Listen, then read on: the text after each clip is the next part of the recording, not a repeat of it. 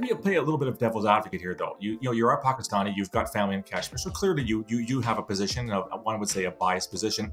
What would your response be to those who say, well, yeah, India is definitely at fault? Like I say, Modi is no Democrat. He definitely is a Hindu extremist. He definitely either encourages it or turns a blind eye to what's happening.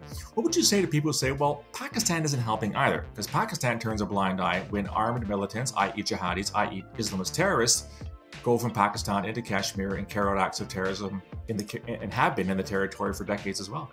Well, thank you for asking me that question. And I'm not going to play devil's advocate because I try to, at least I hope I'm speaking as a neutral American observer. Pakistan is also to blame for its policies for the proxy war, especially in the early years of the Kashmir conflict during the uprising in the 1990s.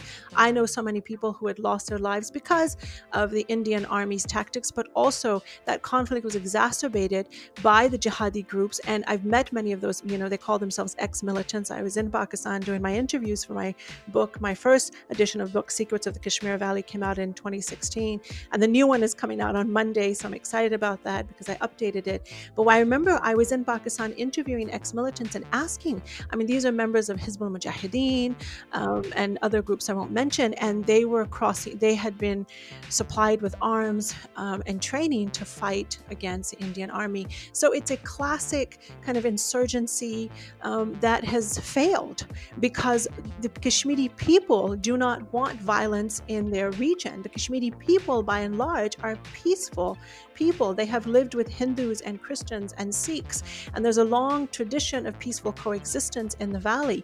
But now you have, you have terrorism in the valley. You have radicalization on both sides of the spectrum. So you have young boys becoming militants because of the recent Indian tactics, but you also have of the older generation, because the men that I were interviewing were in their 40s and 50s. So they have been part of the what they call a revolution for many years, and that was definitely supported by Pakistan.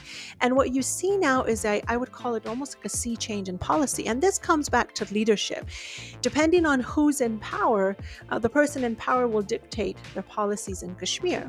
So whether now you have, of course, Modi and the extremist policy, in Pakistan you have Imran Khan. You don't have a general. You have someone who actually wants to negotiate, someone who has cracked down on militant groups in his country, because for so many years there wasn't, it was not a secret that the government and the army in particular had certain, I wouldn't say relations, but certainly that they supported these groups. And then many of these groups became independent.